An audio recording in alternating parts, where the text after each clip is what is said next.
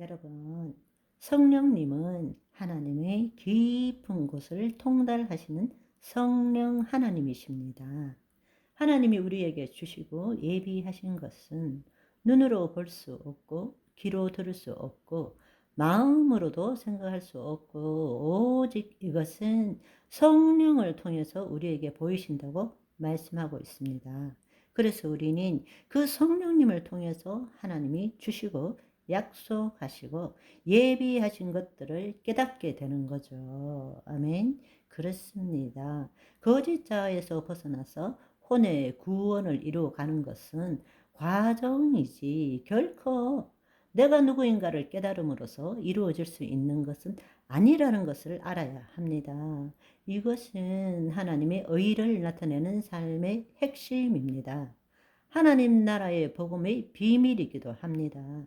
그런데 세상에서는 깨달으면 득도하고 해탈하면 모든 것이 다 이루어지는 것처럼 착각하지만 우리의 구원을 이루어 나가는 것은 내가 거짓자가 무엇인지 한번 깨달음으로써 모든 것이 변하는 것은 아니에요. 그래서 성경의 말씀에 보면 고린도후서 4장 16절 그러므로 우리가 낙심하지 아니하노니 낙심하는 이유가 무엇입니까? 실수하고 실패하고 어려운 경우가 있기 때문이죠. 그러나 우리의 겉사람은 낡아지나 우리의 속사람은 어떻게 된다고요? 날로 날로 새로워진다. 과정이라는 것입니다. 구원을 이루어가는 것은 과정이에요. 그리스도 안에서 그리스도의 현존 의식으로 살아가는 것은 끝까지 우리가 싸워내야 될 믿음의 선한 싸움의 과정 가운데서 이루어지는 것입니다. 그러니까 겉사람은 날이 갈수록 후패하지만 속사람은 날마다 새로워지는 것이 우리가 구원을 이루어가는 삶이고 그것이 정상이라는 것을 알아야 한다는 것입니다. 예수 그리스도 안에서 성육신적인 삶을 살아가는 것은 몸이 지속적으로 하나님을 경험하는 삶이고 또 우리의 거듭난 혼을 통해서 몸이 말씀으로 되어가는 과정이기도 하죠.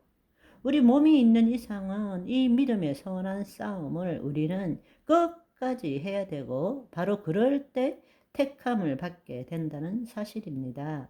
그래서 베드로전서 1장 9절에는 믿음의 결국 곧 혼의 구원을 받으니라. 믿음의 결국, 우리의 믿음의 선한 싸움의 결국이 뭐냐? 혼의 구원을 받는 것입니다. 그럴 때 나는 선한 싸움을 다 싸우고 나의 달려갈 길을 다 마치고 의의 면류관을 받을 수 있게 되었다. 그렇게 사도 바울은 말하고 있습니다. 한마디로 말하자면 거짓자의 실체를 아는 것과 거짓자가 없어지는 것은 동일한 것이 아닙니다. 알지만 여전히 거짓자에 사로잡힌 삶을 살 수 있는 거예요. 생각의 깨달음으로 말미암아 우리의 삶이 완전히 변하는 것은 아닙니다. 우리가 거짓자의 실체를 알고 우리 안에 신성이 깨어남으로 말미암아 우리가 성령의 인도함을 받을 때부터 점차적으로 거짓자를 죽일 수 있고 거짓자가 사라지는 삶을 살 수 있게 되는 것입니다. 그것을 우리는 구원을 이루어가는 성육신적인 삶이라고 말하는 것입니다. 성령의 인도함을 받을 때 가장 격렬한 싸움이 사실은 내 안에서 일어납니다. 왜냐하면 거짓자는 자기를 포기하면 죽음이라고 여기기 때문에 다른 말로 자신이 주체가 되어서 모든 것을 경험하는 것을 더 이상 할 수 없기 때문에 각가지의 교묘한 전략을 통해서 혼이 하나님의 영의 인도함을 받는 것을 방해하게 되는 거죠. 그러니까 우리는 하나님의 영 안에 우리의 혼이 있음으로써 하나님과 생명적으로 하나 되기보다는 늘 하나님과 분리되어서 하나님을 경배하고 하나님을 숭배하는 신앙생활을 하게 된다는 것입니다. 하나님과 새 언약이라는 것은 우리 죄를 사하시고 하나님의 영이 우리 안에 임함으로 우리가 하나님과 하나 되는 것인데, 우리의 본질은 하나님과 하나 되었음에도 불구하고 거짓 자는 하나님과 분리되어서 내가 주님을 섬기는 신앙생활을 하기를 원하는 것입니다. 그 말은 경배하고 예배하고 하나님을 섬기지만 내 자신을 포기할 수는 없다. 그런데 안타까운 사실은 오늘날 대부분이 그렇게 신앙생활을 하고 있다라는 것입니다. 내가 없어지면 나는 어떤 사람이 될까? 내 삶의 역동성은 무엇일까? 외부의 무엇이 나로 하여금 삶을 살아가게 할까?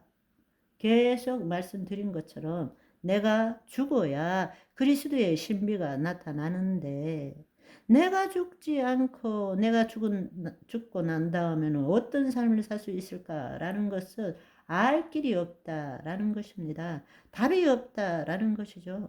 만약에 그 답을 얻었다면 그것은 거짓자의 깨달음입니다. 기독교적 거짓 영성입니다. 그리스도의 신비는 거짓자가 죽을 때 그리스도의 신비가 나타나는 것이지, 내가 죽지 않고 그리스도의 신비가 무엇인지 알아내려고 하는 것은 그거는 도덕심보입니다. 있을 수 없는 이야기입니다.